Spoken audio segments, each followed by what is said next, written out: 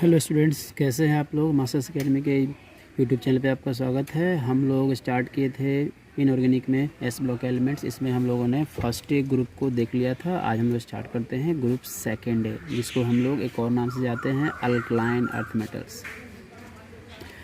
This group और group second A contains beryllium, magnesium, calcium, strontium, barium and radium. They follow alkali metals in the periodic table. Group second A elements except beryllium are known as alkaline earth metals. The name alkaline earth metals was initially given to magnesium, calcium, strontium and barium because they react with water to give hydroxide which are alkaline in nature.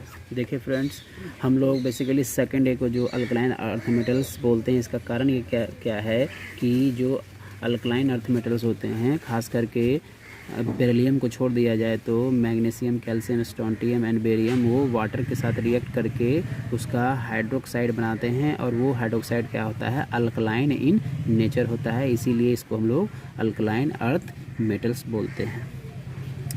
Their oxides exist in earth crust and very stable to heat and fire. That's why the word is used. All these elements has low ionization energy and thus behaves as metals. अब बात करते हैं इसकी origin की। Origin of the name. The term beryllium is derived from the Greek word beryl, which means to become pale.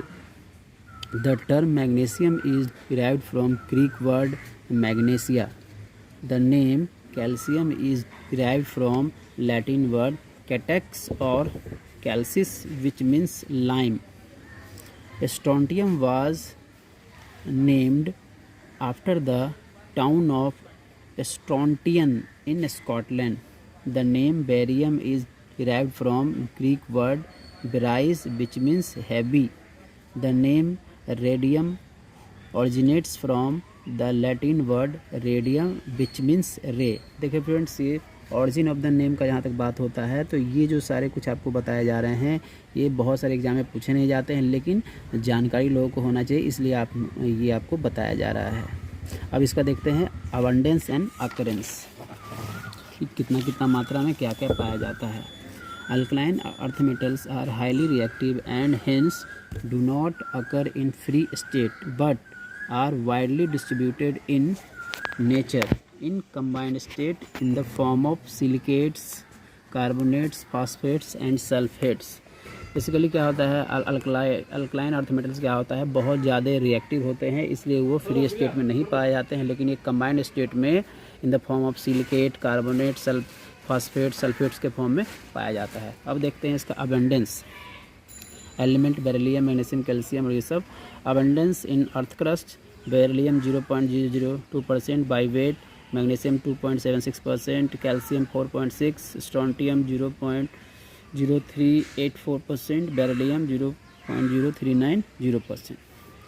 Beryllium is the 51 most abundant element by weight found in earth crust. It is found in the small quantities in combined states. And magnesium is the 6th most abundant element by weight found in the earth crust as carbonate, sulfate or silicates. Calcium is the 5th most abundant element in the earth crust and it occurs throughout the world in many common minerals. देखिए friend, ये सारे जो इसके position है, ये कितना number है, इसको आपको सिर्फ याद रखना है। जैसे कि बेरिलियम है 51वां एलिमेंट, मैग्नीशियम है 6th एलिमेंट, कैल्शियम है 5th एलिमेंट, ये सारे आपके लिए इंपॉर्टेंट है, कभी कभी एग्जाम में आते हैं। अब बात करते हैं जनरल इलेक्ट्रॉनिक कन्फिग्रेशन की, जो कि जनरल फिजिकल कैरेक्टरिस्टिक के अंदर आता है। तो इसका जो जनरल इलेक्ट्रॉनिक कन्फिग्रेशन होता है वो होता है NS2, यानी कि आउटर मोस्ट इलेक्ट्रॉन इसके कितने होंगे, 2, इसीलिए कहलाएंगे सेकेंड ए ग्रुप। तो फ्रेंड आप देख सकते हैं कि जैसे हमारे पास ये एलिमेंट्स का बॉक्स है, एटॉमिक नंबर, इलेक्ट्रॉनिक कन्फिग्रेशन, ये इनर्ट गैस इलेक्ट्रॉनिक कन्फिग्रेशन। अगर बेरिलियम है तो एटॉमिक नंबर 4, तो डायरेक्टली हम लोग लिख सकते हैं 1s2, 2s2, या हीलियम 2s2 यानी हीलियम का 2 इलेक्ट्रॉन और ये 2, तो यानी टोटल हो जाएगा 4। इसी प्रकार मैग्नीशियम का 12 है तो इस तरह से लिख सकते हैं नियॉन 3s2, कैल्शियम का लिख सकते हैं आर्गन 4s2, स्ट्रोंटियम का लिख सकते हैं क्रिप्टॉन 5s2, बेरिलियम का इसी प्रकार रेडियम का। तो आप इसका जो आउटर मोस्ट इलेक्ट्रॉन है देखिए कितना है 2, तो आप लोग आसानी से कह सकते हैं कि ये सेकेंड ए के एलिमेंट्स हैं। चलिए अब आगे देखते हैं हम लोग atomic radii and ionic radii. हम लोग पहले जानते हैं कि एटॉमिक रेडियाई क्या होता है, ठीक है। The atomic radii as well as ionic radii of the alkaline earth metals are smaller than those of preceding alkali metals, that is the corresponding member of alkali metal in the same period. Down the group the atomic as well as ionic radii increases due to increase in atomic number। देखिए friends, जैसे जैसे अगर आप left से right की ओर अगर आप period का बात करेंगे तो लेफ़्ट से राइट की ओर अगर जाएंगे तो आपका क्या हो जाएगा, एटॉमिक्स जो रेडियाई होगा वो डिक्रीज़ होता जाएगा। इसका मतलब क्या है कि जो फर्स्ट से इसका जो एटॉमिक रेडियाई होगा वो कम होगा। लेकिन बात करते हैं टॉप टू बॉटम्स का, तो टॉप टू बॉटम का बात करेंगे जैसे जैसे ऊपर से नीचे की ओर आप आएंगे तो जो एटॉमिक रेडियाई है वो बढ़ता जाएगा, चूँकि नंबर ऑफ सेल्स उसमें बढ़ते जाते हैं इसलिए उसका एटॉमिक रेडियाई भी बढ़ता जाएगा। Valency and oxidation state. Valency चूँकि आउटर मोस्ट इलेक्ट्रॉन 2 है तो इसका वैलेंसी कितना हो जाएगा 2, और वैलेंसी को ही लगभग हम लोग ऑक्सीडेशन स्टेट मानते हैं। तो जितना वैलेंसी होगा उतना ही उसका ऑक्सीडेशन स्टेट होगा। इसमें कोई भी वेरिएबल वैलेंसी या वेरिएबल ऑक्सीडेशन स्टेट नहीं होगा, चूँकि इसका क्या है, एक फिक्स्ड ऑक्सीडेशन स्टेट और फिक्स्ड वैलेंसी है। They do not show variable valency in oxidation state because they achieve noble gas configuration by losing 2 electron. Electropositive character और metallic character. Alkaline earth metals possesses strong electropositive character और metallic character as compared to alkali metals. Alkaline earth metals are less electropositive character और metallic character. Down the group electropositive और metallic character increases. जैसे जैसे ऊपर की नीचे और हम लोग आएंगे तो इसका इलेक्ट्रोपॉजिटिव कैरेक्टर क्या हो जाएगा, वो बढ़ता जाएगा। Melting point and boiling point. Higher melting point and boiling point as compared to alkali metals.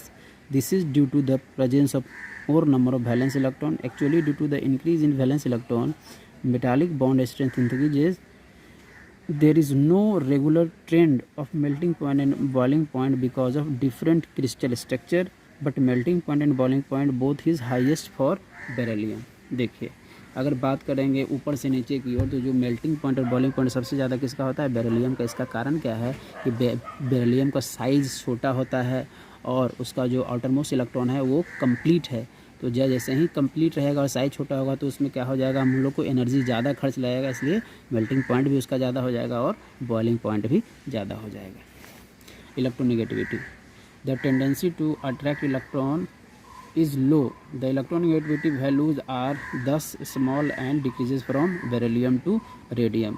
इसका क्या होगा, जो इलेक्ट्रोनेगेटिविटी होगा वो ऊपर से नीचे की ओर क्या हो जाएगा, घटता जाएगा। जैसे कि देखिए सबका वैल्यू दिया गया है। एलिमेंट बेरिलियम का 1.47, मैग्नीशियम का 1.23, कैल्शियम का 1.04, स्ट्रोंटियम का 1.0, बेरिलियम का 0.7, बेरियम का 0.97, रेडियम का 0.97।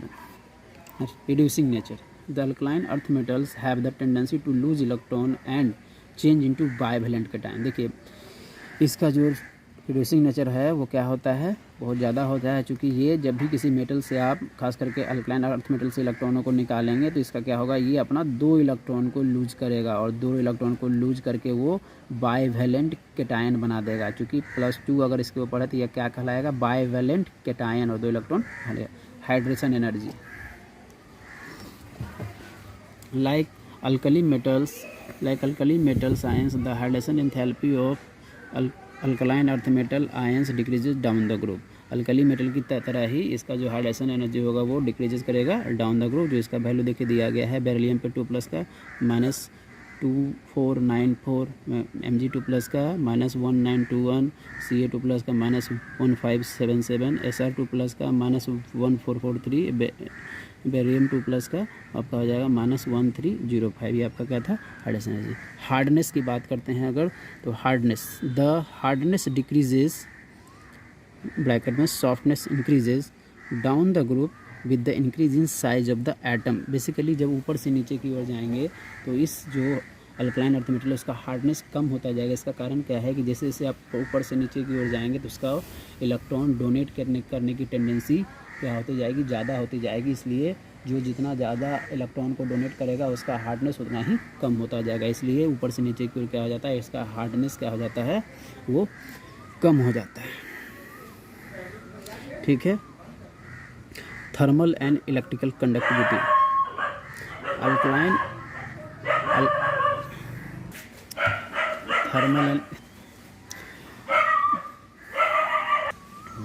देखिए, alkaline earth metals are good conductor of heat and electricity on account of presence of two loosely bonded valence electron per atom which can move freely throughout the lattice structure. So the alkaline earth metals are good conductor of heat and electricity. जो alkaline earth metal होते हैं वो thermal और electrical conductivity के एक अच्छे conductor होते हैं। इसका कारण क्या है कि इसके पास दो लूजली बॉन्डेड इलेक्ट्रॉन होते हैं जो कि आसानी से फ्रीली मूव करते हैं उसके पूरे लैटिस स्ट्रक्चर में। अगला है फ्लेम कलरेशन। किसका किसका क्या क्या रंग है। Beryllium and magnesium do not show flame coloration due to small size, their electron are tightly held. देखिए एलिमेंट्स का बात करते हैं तो बेरिलियम और मैग्नीशियम कोई भी फ्लेम का कलर नहीं शो करता है। इसका कारण क्या है कि उसका स्मॉल साइज होता है जो कि इलेक्ट्रॉन को टाइटली हेल्ड किए हुए रहता है। लेकिन कैल्शियम का होता है ब्रिक रेड, स्ट्रोंटियम का क्रिम्सन, बेरियम का ग्रीन या एप्पल ग्रीन और रेडियम का भी क्रिम्सन होता है। आयनाइजेशन पोटेंशियल बहुत ही इंपॉर्टेंट चीज़ है, ये सब आपको जानना चाहिए। देखिए alkaline earth metals have low ionization energy due to comparatively large size of their atoms which results in weaker force of attraction between the nucleus and valence shell electron, that is NH2. The first ionization energy of alkaline earth metals are higher than those of corresponding first A metals values. Down the group, that is from beryllium to barium, ionization energy decreases. The second ionization energy of alkaline earth metals are smaller than those of corresponding alkali metal. देखिए ionization potential जो होता है, जो हमारे पास जो alkaline earth metals होते हैं उसके जो आउटर मोस्ट इलेक्ट्रॉन होते हैं वो फुलफिल होते हैं। तो जब बात होगा फर्स्ट यानी कि आयनाइजेशन एनर्जी फर्स्ट का, क्योंकि आयनाइजेशन एनर्जी के बहुत सारे टाइप होते हैं, first ionization energy, second ionization energy, third ionization energy. तो अल्कलाइन अर्थ मेटल का जब आप बात करते हैं जो इसका फर्स्ट आयनाइजेशन एनर्जी होता है वो बहुत ही ज़्यादा होता है। लेकिन सेकेंड आयनाइजेशन एनर्जी के क्या होता है कि उसके इलेक्ट्रॉन टूट जाते हैं और सेकेंड आयनाइजेशन एनर्जी क्या हो जाता है, इसका कम हो जाता है अल्कली मेटल से। लेकिन first ionization energy alkali metal से इसका ज़्यादा होता है। ठीक है, तो आप देख सकते हैं, कंपैरिजन देख सकते हैं अल्कली मेटल और अल्कलाइन अर्थ मेटल का। अल्कली मेटल का देखिए जो लिथियम का फर्स्ट आयनाइजेशन एनर्जी कितना है 520, ठीक है।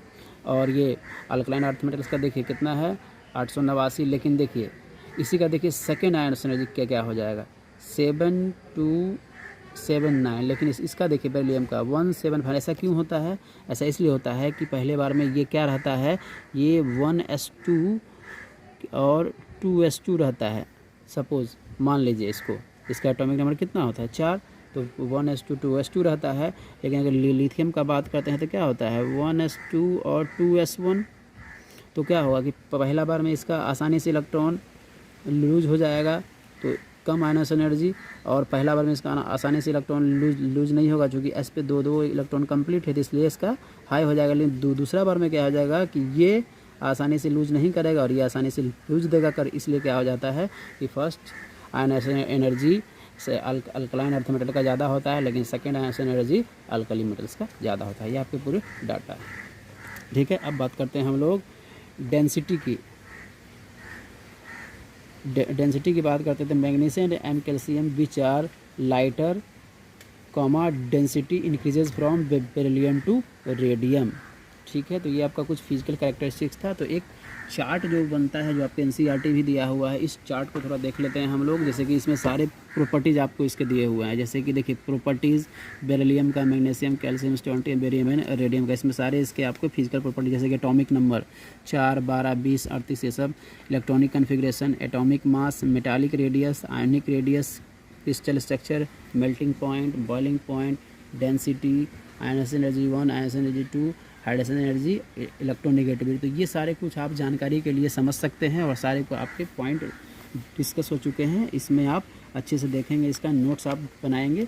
और नेक्स्ट क्लास में हम लोग देखेंगे diagonal relationship between beryllium and aluminium. ठीक है, आपको का काम क्या करना है, इन सभी नोट्स को बढ़िया अच्छा से क्या करना है, नोट करना है। नोट करने के बाद उसको देखना है, समझना है, फिर जो डाउट है उसे पूछना है। ठीक है, तो कल मिलते हैं हम लोग diagonal relationship between beryllium and aluminium में। आज के लिए इतना ही, थैंक यू।